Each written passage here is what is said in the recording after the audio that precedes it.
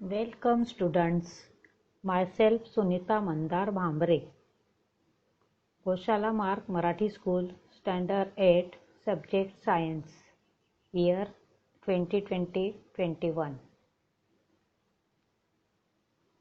Our subject is General Science and first lesson is Living World and Classification of Microbes.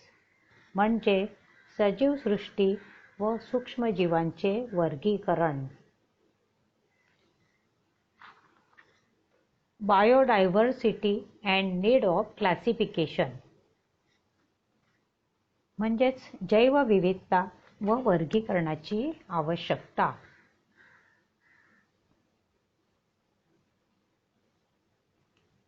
Last year we learned that all the living organisms on earth have adapted accordingly to geographic regions, food, injection, defense, etc.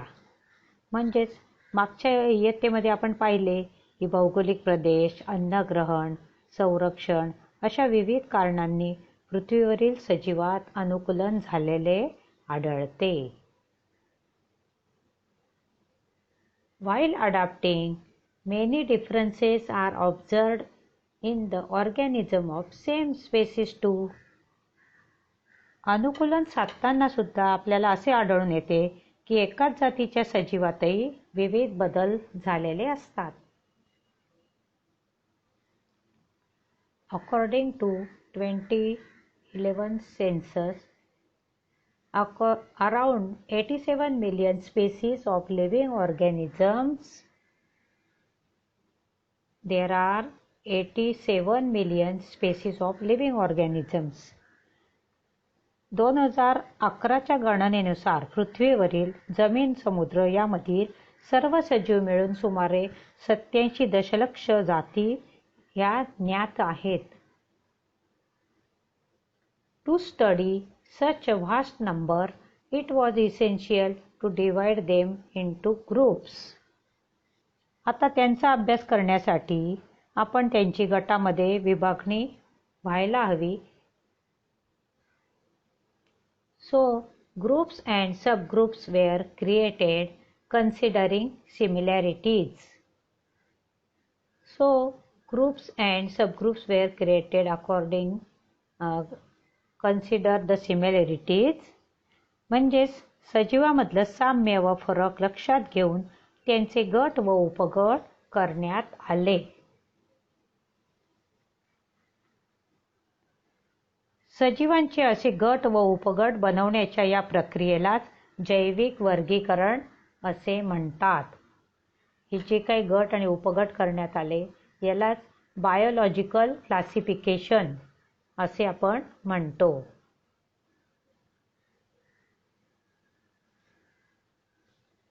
Robert Harding Whittaker 1920 to 1980 was an American ecologist.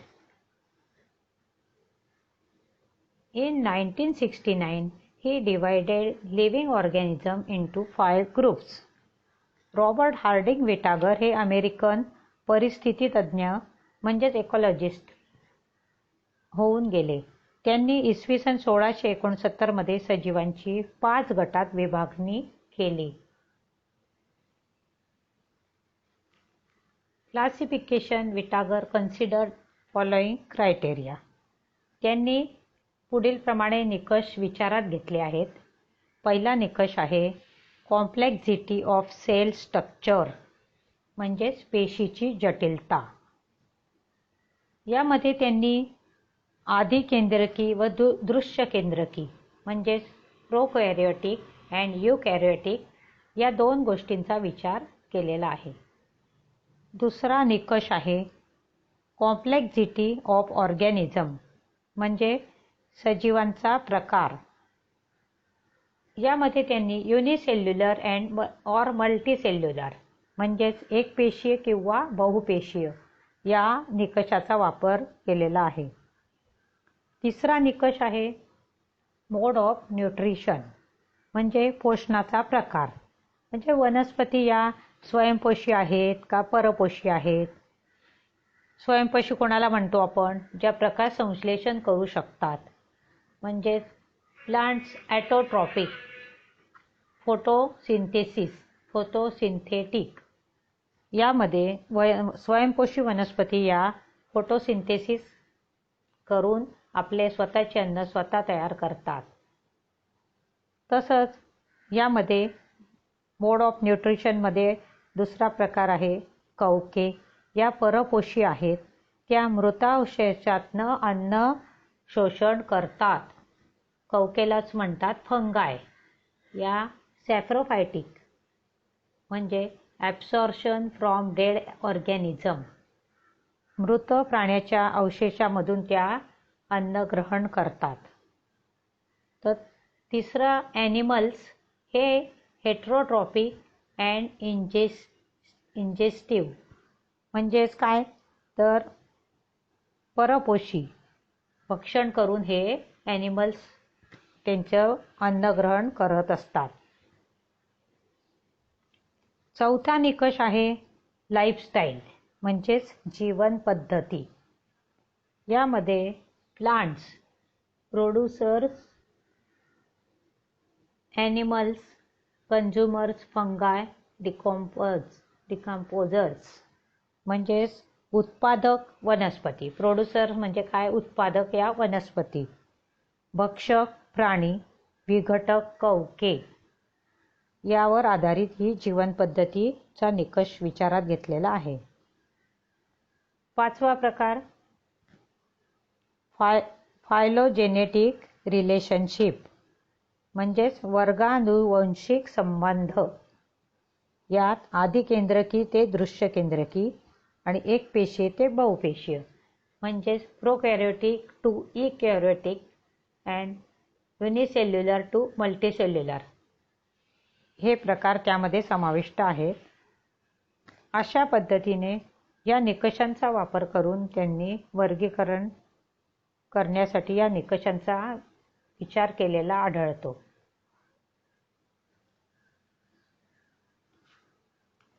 आता एक तक्ता आहे. त्या तक्त्यामध्ये आपल्याला असं आढळून येतं की लिव्हिंग ऑर्गॅनिझम्स यामध्ये दोन मुख्य प्रकार आहेत, प्रोकॅरियोट्स अँड युकॅरियोट्स. म्हणजेच आदिकेंद्रकी, दृश्य केंद्रकी.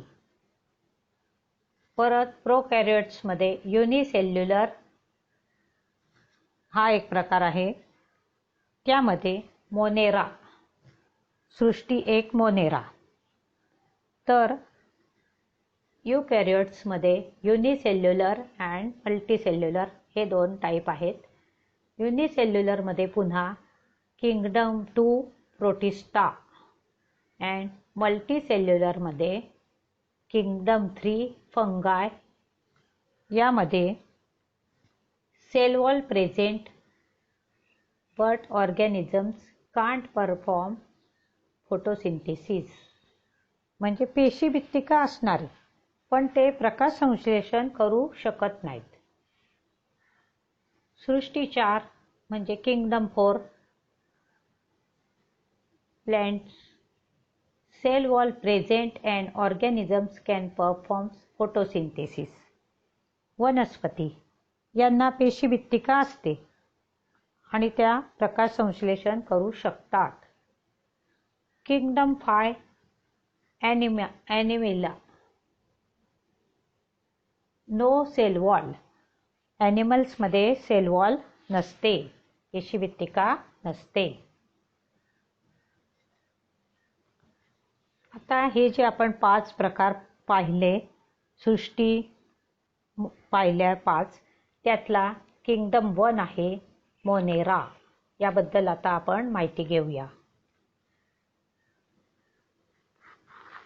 Take a small drop of curd or buttermilk on a clean glass slide. एका स्वच्छ काचपट्टीवर दह्याचा लहानसा थेंब घेतला, त्यात थोडं पाणी मिसळलं आणि त्यावर अलगद आच्छादन काच ठेवला आणि नंतर सूक्ष्मदर्शकाखाली आपण त्याचं निरीक्षण करतोय. तर काय दिसते आपल्याला?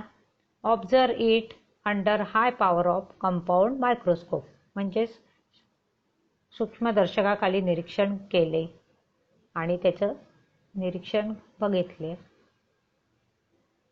तर आपल्याला असं आढळतं की moving small rod like microbes are lactobacilli bacteria.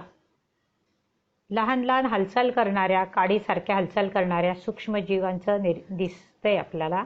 त्यामध्ये ते असतात लॅक्टोबॅसिलाई जीवाणू. All type of bacteria and blue-green algae are included in the kingdom Monera. यामध्ये नीलरहित शैवालांचा आणि सगळ्या प्रकारच्या जीवाणूंचा समावेश झालेला आढळतो. याचे आपल्याला कॅरेक्टरिस्टिक्स बघायचे आहेत. पहिलं लक्षण आहे ऑल ऑर्गॅनिझम्स आर युनिसेल्युलर. सर्व सजीव हे एकपेशीय असतात. मोनेरा सृष्टीमध्ये, किंगडम मोनेरामध्ये सर्व सजीव हे एकपेशीय असतात. सेकंड, स्वयंपोषी किंवा परपोषी म्हणजेच ॲटोट्रॉपिक और हेटेरोट्रॉपिक. ॲटोट्रॉपिक म्हणजे स्वयंपोषी, स्वतःचं अन्न स्वतः तयार करतात, किंवा परपोषी heterotrophic. Third characteristic, these are prokaryotic cells without distinct nucleus or cell organelles. म्हणजेच प्रोकॅरियोटिक म्हणजे आदिकेंद्रकी आहेत असून त्यांच्यामध्ये पटलबद्ध केंद्रक किंवा पेशी अंगके नसतात. विदाउट म्हणजे नाही. न्यूक्लियस और सेल ऑर्गॅनिल्स म्हणजे न्यूक्लियस म्हणजे केंद्रक किंवा पेशी अंगके नसतात.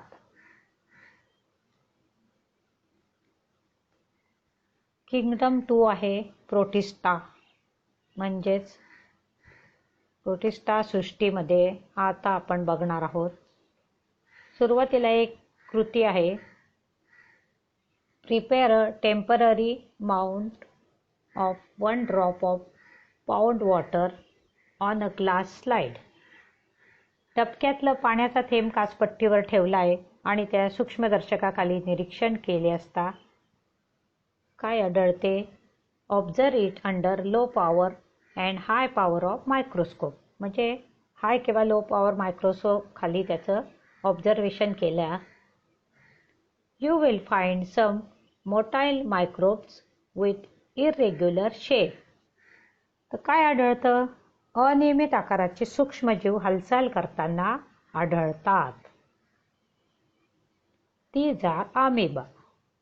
ते सर्व सजीव हे अमिबा असतात. Characteristics of Protista. First characteristic is Protista are single-celled organisms with well-defined. Protista सृष्टीतले सजीव हे एकपेशीय असतात. पेशीमध्ये पटलबद्ध केंद्रक असते. Nucleus enclose in a nuclear membrane म्हणजेच पटलबद्ध केंद्रक असते. Second characteristic, they have pseudopodia और हेअर लाईक सिलिया और whip like flagella for locomotion. त्यांना हालचाल करण्यासाठी, प्रचलनासाठी छद्मपाद, सिडोपोडिया म्हणजे खोटे पाय, छद्मपाद, किंवा सिलिया म्हणजे रोमके किंवा कशाभिका असतात. फ्लॅजेला म्हणजे कशाभिका हे हालचाल करण्यासाठी ऑर्गन्स असतात. प्रोटिस्टाची उदाहरणं आहेत युग्लिना, व्हॉल्वॉक्स. त्यांच्या दे कंटेन क्लोरोप्लास्ट. क्लोरोप्लास्ट म्हणजे हरित लवके. त्यांच्या पेशीमध्ये हरित लवके असतात. अजून आणखी उदाहरणं आहेत अमिबा, पॅरामोशियम. हे परपोषी आहेत. हे यांच्यामध्ये हरितद्रव्य नसतं. हे परपोषी आहेत. Amoeba, paramecium, plasmodium. आता आपण बघू किंगडम 3 फंगाय म्हणजेच कवके. यासाठी एक प्रयोग आहे. Take a moist piece of bread और भाकरी and keep it in a container with lid for 2 to 3 days. भाकरीचा तुकडा, पावाचा तुकडा ओलसर केला आणि एका डबीत ठेवला, तिला झाकण लावलं. 2-3 दिवसानंतर डबी उघडून पाहिली असता take a moist piece of bread और भाकरी and keep it in a container with 2-3 days. 2-3 दिवस त्यातला तुकडा हा डब्यात ठेवल्यानंतर निरीक्षण केले. After 2-3 days, a fine cotton thread-like tuft is found growing on the surface of the bread. 2-3 दिवसानंतर काय आढळतं तर त्या तुकड्यावर कापसासारखे पांढरे तंतू वाढलेले दिसतात. आपल्याला त्याच्यावर पांढरे पांढरे तंतुमय असे कापसासारखे पांढरे तंतू वाढलेले दिसतात.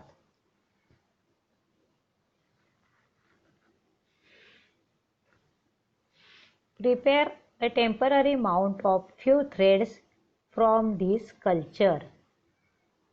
त्यातले काही तंतू काचपट्टीवर घेऊन त्यांचं सूक्ष्मदर्शीखाली निरीक्षण करा. Observe it under the microscope.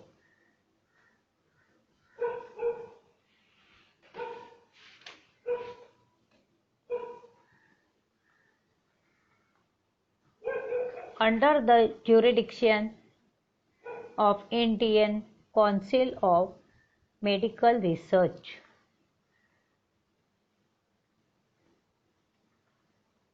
Institute of Virology Pune, National Institute of Virology Pune has been founded in 1952. National Institute of Virology Pune is involved in the research on viruses. 1952 साली national institute of virology Pune या संस्थेची स्थापना करण्यात आलेली आहे आणि ही संस्था विषाणू संदर्भातील संशोधनाचे कार्य करते. आपण किंगडम 3 फंगाय याबद्दल आता माहिती घेतो आहोत. These are non-green eukaryotic heterotrophic organisms. म्हणजेच काय तर कवके कवक सृष्टीमध्ये परपोषी, असंश्लेषी व दृश्य केंद्रकी सजीवांचा समावेश होतो. नॉन ग्रीन म्हणजे काय असंश्लेषी, ज्यांच्यामध्ये प्रकाश संश्लेषण होत नाही. युकॅरियोटिक दृश्य केंद्रकी, हेटरोट्रॉपिक ऑर्गॅनिझम्स यांचा समावेश होतो. Eukaryotic heterotrophic organisms. Most of them are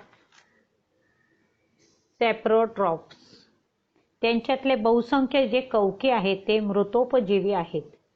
म्हणजे काय मृतोपजीवी, ते कुजलेल्या कार्बनी पदार्थांवर वाढतात.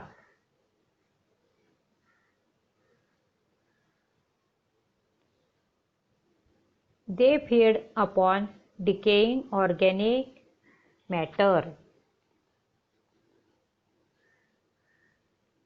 कुजलेल्या कार्बनी पदार्थांवर ते वाढतात. Their cell wall is made up of tough and complex sugar called chitin.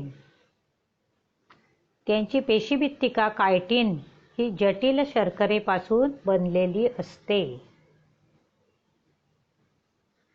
Fourth characteristic, some fungi are thread-like and many nuclei are present in the cytoplasm.